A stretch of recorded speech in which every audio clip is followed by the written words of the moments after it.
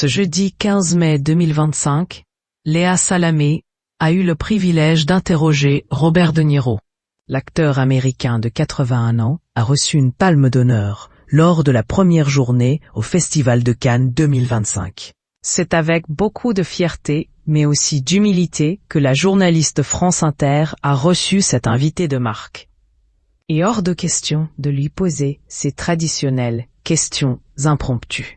En effet, Léa Salamé a été très impressionnée par Robert De Niro. « Non, je n'ai pas osé », a-t-elle lancé à la fin de l'interview. Toutefois, la journaliste a tout de même accepté de lui poser des questions intimes. Léa Salamé a alors demandé « Vous avez eu 81 ans, Robert De Niro.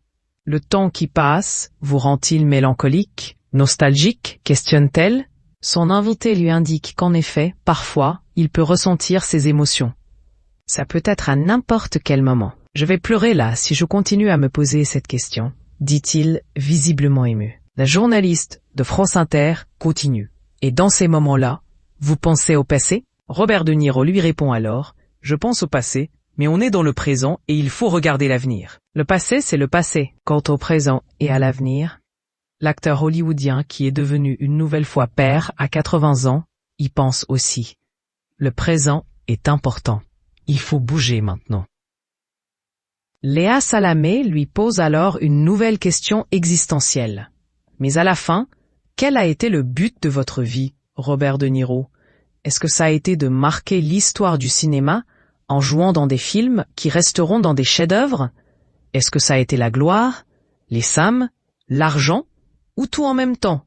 dit-elle en souriant. Et sans se démonter, Robert De Niro répond « Tout ça, à la fois.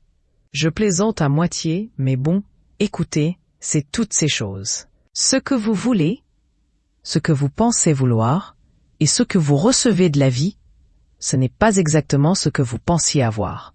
Et de beaucoup de façons, la vie est très compliquée. Je dis toujours, c'est comme ça que j'aimerais que ça soit, mais c'est probablement comme ça que ça va être. Ou d'une autre manière, a-t-il dit.